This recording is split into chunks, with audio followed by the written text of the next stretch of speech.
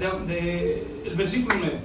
Que seamos llenos de toda sabiduría e inteligencia espiritual. ¿Qué quiere decir eso? Primeramente, ¿qué es sabiduría? Sabiduría viene de la palabra del sabio. Sabio quiere decir uno que conoce. Entonces, para que nosotros tengamos conocimiento, pero lo dice también aquí, sabiduría e inteligencia. La inteligencia es la facultad en la cual tiene cada uno de nosotros de poner en acción lo que sabe.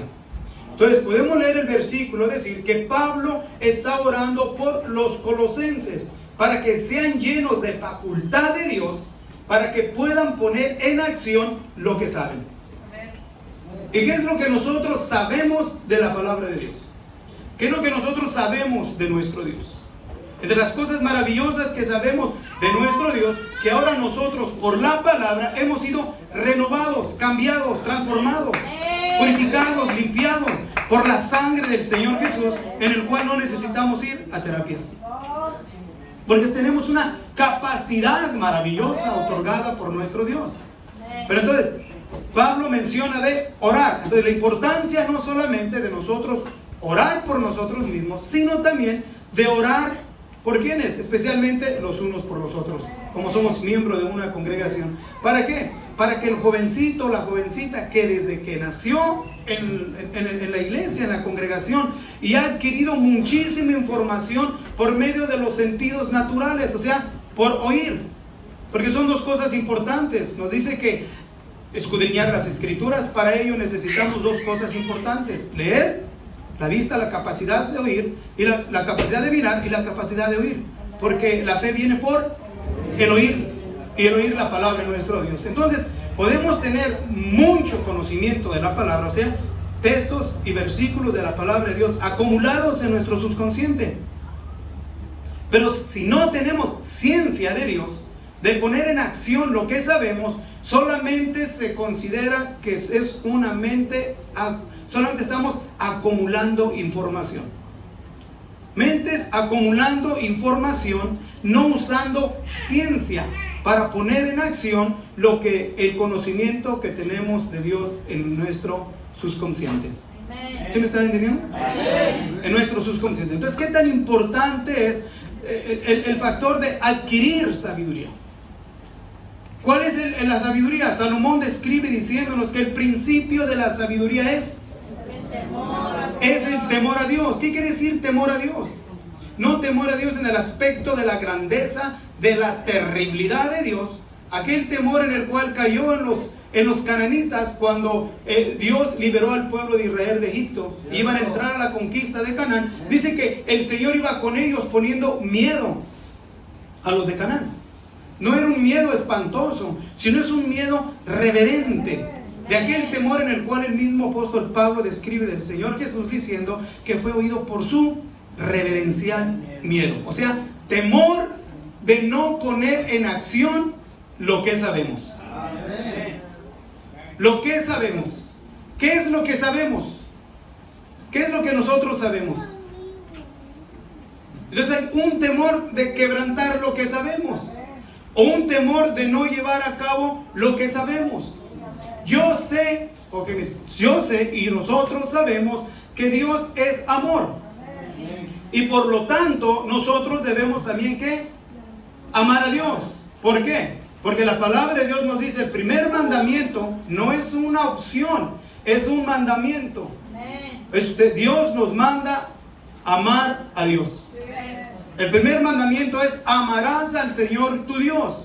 Ahora, ¿qué quiere decir amar? El amor es sacrificio. Es decir, estoy a la disposición de sacrificarme por obedecer lo que he acumulado en cuestión del conocimiento de lo que Dios demanda de mí en su bendita palabra. Su bendita palabra, ¿ok?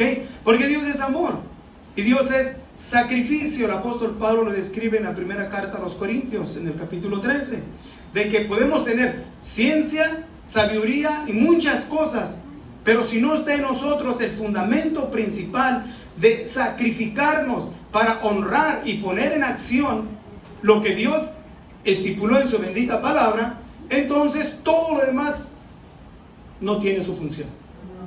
no da un crecimiento. Ahora podemos decir nosotros, tenemos conocimiento, pero ¿usamos ciencia para poner en práctica lo que sabemos? ¿O nos hace falta? Nos hace falta tener ciencia. Por eso es que el mismo Señor Jesús nos dice, no os dejaré huérfanos, yo iré al Padre y Él os enviará otro consolador, al Espíritu de verdad. Él nos guiará, Él, la unción de Dios, Él nos guiará a todo ¿qué? A toda justicia y a toda verdad. ¿Qué es justicia? Lo justo. Y son las características de nuestro Dios soberano. Entonces, poner en acción lo que hemos acumulado del conocimiento de la palabra de nuestro Dios y no tener nosotros la necesidad de buscar sabiduría terrena, animal y diabólica, porque Santiago es la manera que describe, porque hay dos sabidurías. Es la sabiduría terrena, animal y diabólica, y hay mucha sabiduría. Estamos en un tiempo crucial de muchísima información. Vivimos en un tiempo de la intelectualidad, de una capacidad increíble que aún han tocado el trono de Dios, la gloria de Dios, y se han hecho semejantes a Dios. Empezando en los 90, empezó la idea, bueno, ya de tiempo atrás, pero empezó a tomar fuerza en clonar los seres humanos, los embriones, y hacer que fluyeran seres humanos. Una inteligencia, vivimos en el tiempo de la inteligencia artificial.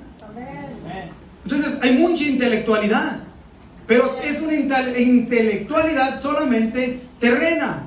Por eso, qué privilegio nosotros tenemos, qué privilegio que Dios, yo creo que yo soy contado, no sé ustedes van a hacer la decisión. De aquellos de los cuales el Señor dijo, te alabo Padre, creador del cielo y de la tierra, porque has escondido estos tesoros de los sabios y entendidos, y se los has revelado a quienes, a los pequeñitos. ¿Quiénes son esos pequeñitos? No de tamaño como yo. No, a los pequeñitos. ¿Quiénes son los pequeñitos? Mirad, hermanos, vuestra vocación, que no son muchos sabios, no muchos nobles. Antes lo necio, lo vil, lo menospreciado, lo que no es, escogió Dios. Y nosotros, yo soy uno de esos. Yo soy uno de esos. ¿Para qué?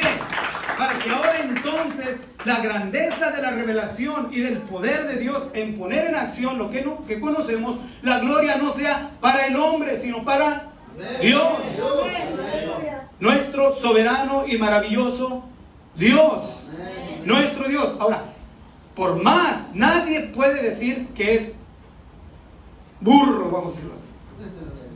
En adquirir sabiduría espiritual no hay burros, porque la misma palabra nos describe diciéndonos que el hombre vano es uno que no tiene entendido, seco, hueco de la cabeza, como un carrizo que no tiene nada, es vano, no tiene nada. Un popote es vano, ¿verdad? No tiene nada. El hombre vano será entendido, aunque haya nacido como pollino de asna montesa. Pocas palabras, aunque haya nacido peor que un burro, vas a ser entendido. ¿Por qué vamos a ser entendido? Porque la sabiduría por excelencia desciende sobre nosotros para entender lo que es principal, entender los conceptos del único y solo soberano Dios, nuestro Dios. Entonces aquí no hay burros, no hay burros. No, hermano, es que yo no sé.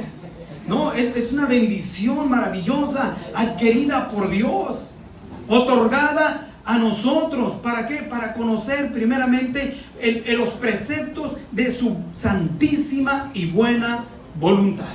¿De quién? De nuestro Dios. Entonces estamos viviendo en tiempos muy críticos, muchísima información, mucha intelectualidad. Y no solamente en lo que miramos a nuestro alrededor, pero aún en las naciones hay una guerra intelectual.